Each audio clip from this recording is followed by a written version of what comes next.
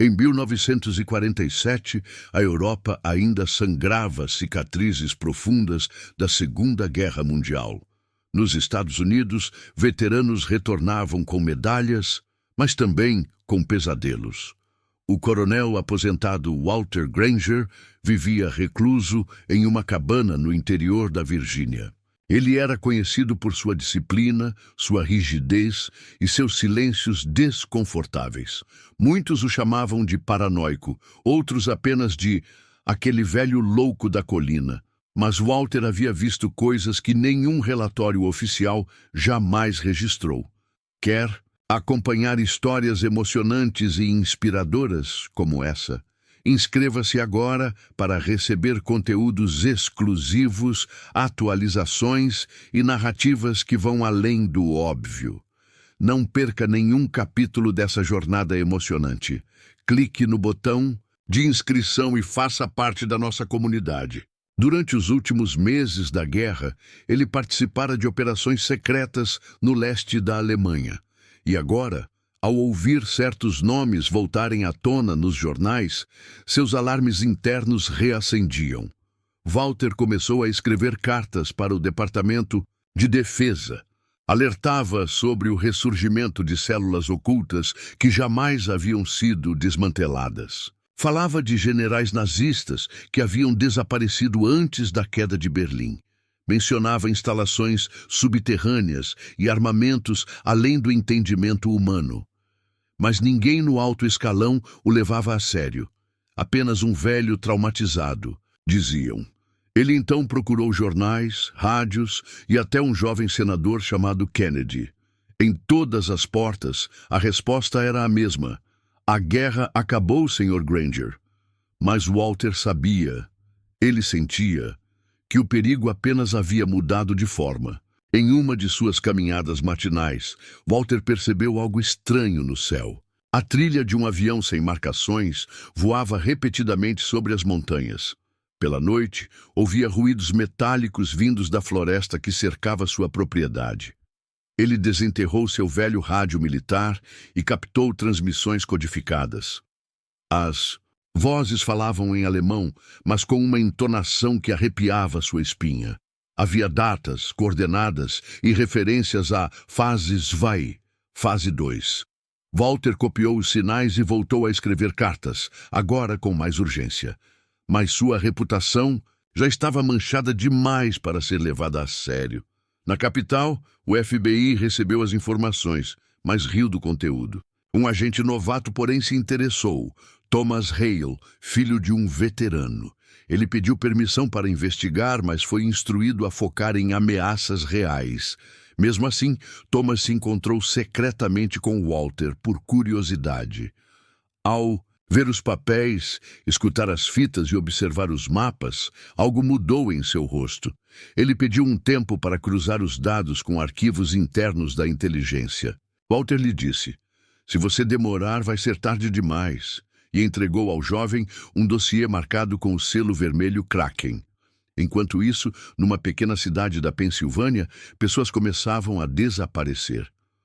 Moradores relatavam luzes estranhas em colinas próximas e sons subterrâneos. Autoridades locais atribuíam a delírios coletivos ou fenômenos naturais.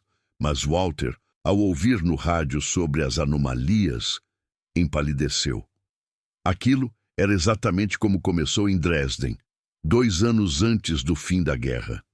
Thomas, agora, mais envolvido, convenceu um supervisor a abrir um inquérito discreto.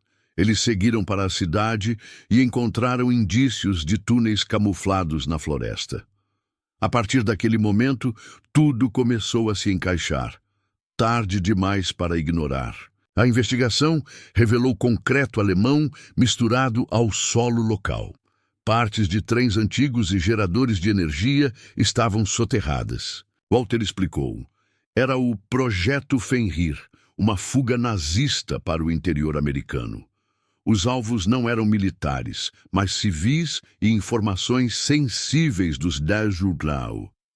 Experimentos com som, hipnose e radiação estavam em curso desde 1945. E tudo Aquilo havia sido apagado dos registros pela própria inteligência americana. Thomas descobriu que alguns generais haviam trocado segredos por impunidade, e agora os fantasmas daquele pacto sombrio começavam a se erguer novamente. Jornais começaram a especular sobre os desaparecimentos, mas sem conexão. O governo classificou a situação como distúrbios locais e histeria. Walter e Thomas reuniram um pequeno grupo de ex-militares confiáveis, homens que haviam servido em silêncio e sabiam quando algo estava errado. Com equipamentos velhos e coragem renovada, formaram uma célula de investigação. Eles chamaram o grupo de Ordem do Silêncio, em memória dos que nunca voltaram.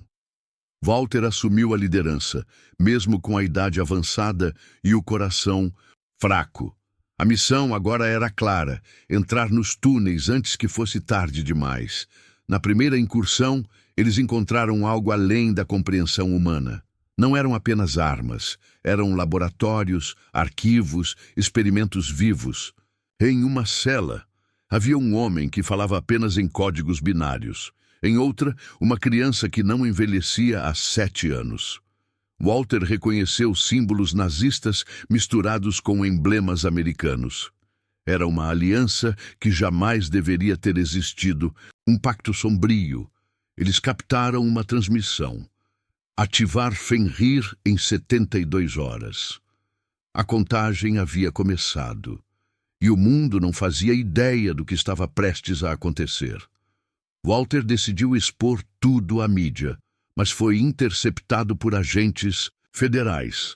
Thomas tentou defendê-lo, mas também foi ameaçado de prisão. Alguém muito poderoso queria que a verdade permanecesse enterrada. Walter foi levado a uma instalação secreta e mantido em silêncio. Mas antes, escondeu documentos num local que apenas Thomas conhecia. A Ordem do Silêncio jurou continuar a missão com ou sem Walter. Agora, a guerra não era mais entre países. Era entre a verdade e o esquecimento. E a linha de frente estava prestes a explodir. A cidade começou a ser evacuada sem explicações. Helicópteros sobrevoavam a região e jornalistas eram barrados. Thomas, com a ajuda de veteranos, invadiu os arquivos da CIA. Lá, descobriu que o Fenrir não era apenas uma operação, era um legado vivo. Walter havia dito a verdade o tempo todo, e agora só restava uma coisa a fazer: acabar com tudo antes que fosse tarde. A contagem regressiva marcava 12 horas. O tempo de ignorar as advertências tinha chegado ao fim. A equipe de Thomas se infiltrou no que restava dos túneis antes da explosão final. Dentro, encontraram um sistema subterrâneo que se estendia por quilômetros. Havia corredores com portas blindadas, documentos com selos da SS e da OSS.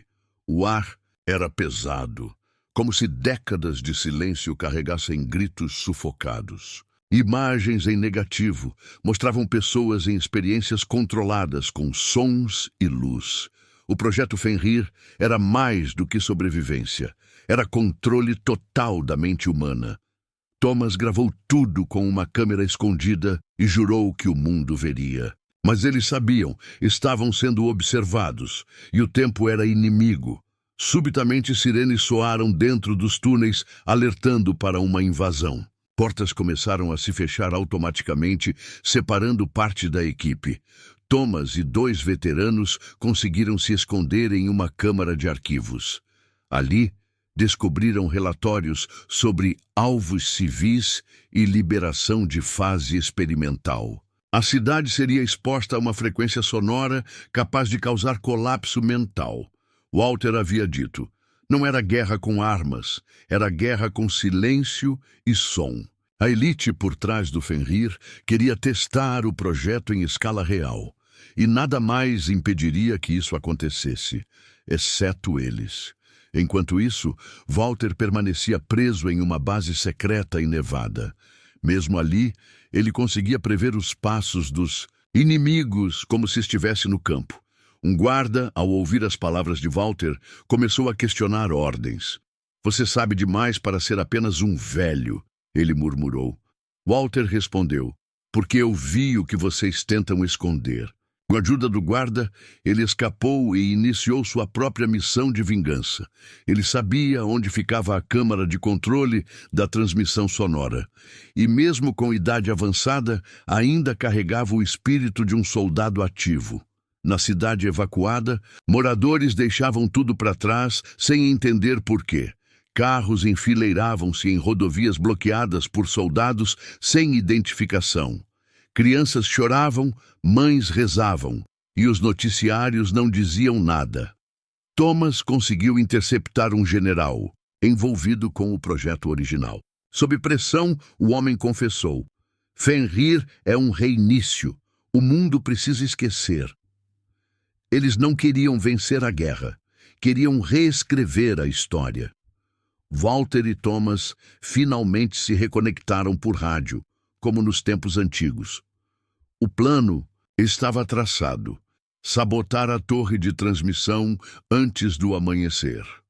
A Ordem do Silêncio reuniu o que restava de suas forças. Homens idosos, mas com olhos de aço e coragem intacta. Cada um tinha um passado com cicatrizes e promessas não cumpridas. Agora eram os únicos entre a destruição e a esperança. Eles se dividiram em 3 equipes: infiltração, sabotagem e distração. Walter lideraria a infiltração enquanto Thomas guiava a equipe técnica. O último soldado de uma guerra secreta voltava ao campo mais uma vez, mas sabiam que desta vez talvez não voltassem. Na madrugada fria, sob o som dos grilos e helicópteros ao longe, eles se moveram. Evitaram patrulhas, usaram túneis antigos e mapas da década de 30. Walter guiava os mais jovens com precisão milimétrica, como se enxergasse no escuro. Chegaram à base da torre e encontraram resistência pesada. Um tiroteio silencioso aconteceu sob as sombras dos pinheiros. 2 veteranos caíram, mas a missão seguiu. Thomas chegou até o painel elétrico e conectou um dispositivo de curto. Era agora ou nunca. Eles só teriam uma chance. Dentro da torre, um cientista alemão que havia mudado de nome controlava a operação. Era o mesmo homem que Walter tentou capturar em 1945. Agora, com outra identidade. Walter invadiu a sala e o confrontou, com a pistola na mão e as mãos trêmulas. Você roubou vidas, memórias e quer apagar tudo de novo? O cientista apenas respondeu: a humanidade precisa de ordem, não de verdade. Walter atirou antes que qualquer outro argumento surgisse. O som ecoou, mas do lado de fora Thomas já havia iniciado a sequência de sabotagem. O sistema colapsou em segundos. O sinal jamais foi transmitido. Explosões começaram a sacudir a estrutura da torre. Thomas gritou para todos recuarem enquanto os alarmes disparavam em vermelho. A Ordem do Silêncio correu para os veículos enquanto o céu ficava laranja. Walter ajudou um jovem soldado ferido a escapar, mesmo com dor no peito. Atrás deles, o legado de mentiras e experimentos desmoronava em poeira e fogo. Pelo rádio, escutaram que as transmissões haviam cessado em todo o país. Eles tinham vencido, mas a que custo?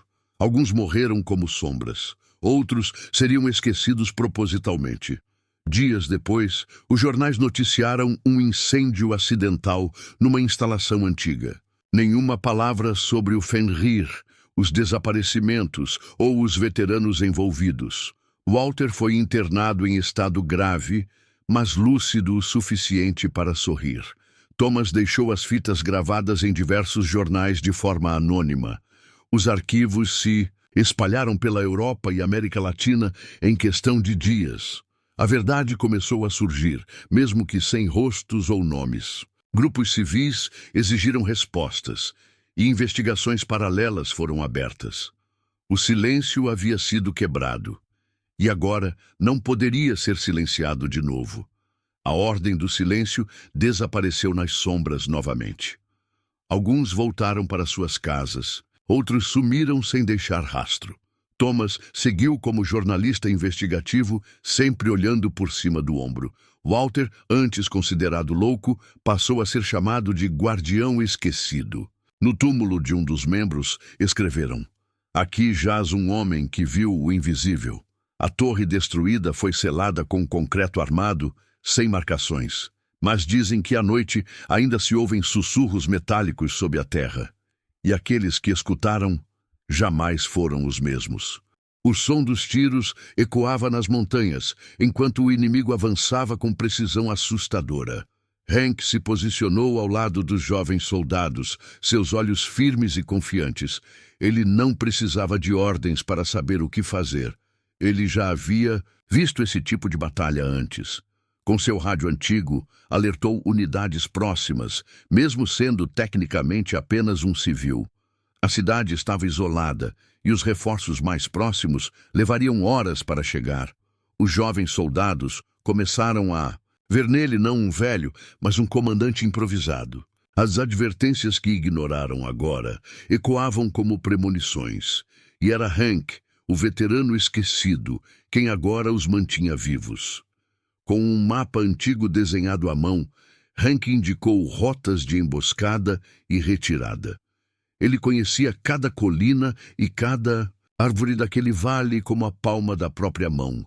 Com rapidez, organizaram barricadas e pontos de tiro improvisados. Os soldados, antes céticos, agora obedeciam cada palavra dele com disciplina. Na linha de frente, Hank se movia com a agilidade de alguém 20 anos mais jovem. O som das explosões se aproximava, e o céu escurecia com fumaça e poeira. Ele distribuiu granadas com calma, orientando sobre o tempo de detonação. Seus gestos transmitiam segurança, e a tropa encontrou coragem. O ataque começou ao amanhecer, com granadas explodindo a poucos metros. Hank liderou o grupo pelo flanco esquerdo, surpreendendo os invasores. O inimigo, confiante na desorganização local, foi pego desprevenido. Em poucos minutos, o contra-ataque começou a virar a maré da batalha. Vários soldados jovens, que nunca haviam enfrentado combate real, lutaram com bravura. Ao verem Hank na linha de frente, entenderam que estavam lutando por algo maior. Ele gritava ordens, corria, salvava feridos, como se tivesse voltado à guerra de 1918.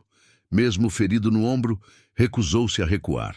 A batalha durou quase um dia inteiro, transformando ruas em trincheiras improvisadas. Tanques inimigos se aproximaram, mas Hank sabia onde havia armadilhas naturais no terreno. Com explosivos antigos recuperados do arsenal, prepararam emboscadas nos becos estreitos. Um a um, os veículos pesados começaram a tombar sob o planejamento do veterano. O rádio captava sons de reforços vindo de longe, mas a cidade ainda estava por conta própria. Hank ordenou a evacuação dos civis, enquanto mantinha uma linha de resistência com os soldados restantes. Ele lutava com fúria silenciosa, não por glória, mas por redenção, e pela memória de todos os que, como ele, haviam sido esquecidos. Quando finalmente os reforços chegaram, encontraram um cenário devastado, mas ainda de pé. Os invasores recuavam, derrotados por uma força inesperada. No centro da cidade, um grupo de soldados cansados, sujos e feridos cercava um homem. Hank estava de joelhos, apoiado em seu rifle, coberto de sangue seco e suor. Ele havia liderado uma resistência impossível e pela primeira vez em décadas chorou, não de tristeza, mas de alívio. Os comandantes do exército ficaram em choque ao saber quem havia salvo a cidade. O velho veterano que fora expulso, desacreditado, havia se tornado lenda viva. A história de Hank se espalhou pelos jornais da capital e pela rádio nacional. Jovens escreviam cartas pedindo conselhos, chamando-o de herói. O governo tentou se redimir, oferecendo uma medalha tardia. Mas Hank recusou com um sorriso triste, dizendo que não lutava por isso. Ele queria apenas respeito pelos que haviam servido e foram esquecidos. Os soldados que lutaram ao lado dele, no entanto, prepararam uma homenagem. No centro da cidade reconstruída, ergueram uma estátua com seu rosto. Na base, uma inscrição simples: Ele avisou, e depois nos salvou. Henk voltou à sua vida simples, morando numa cabana no alto da colina. De lá, podia ver a cidade que ajudara a proteger com seu último ato de coragem. Todos os meses, jovens recrutas subiam até sua casa para ouvir suas histórias. Ele não falava de glórias, falava de erros e aprendizados. Ensinava mais do que táticas, ensinava humanidade. Os mais velhos, antes céticos, agora o chamavam de mestre. Aos poucos, aquele velho homem transformou uma cidade inteira, não apenas salvando vidas, mas reacendendo um senso de honra. Com o tempo, Henk foi convidado a ensinar em academias militares, mas preferiu continuar no seu posto silencioso, onde os que realmente quisessem aprender o procuravam.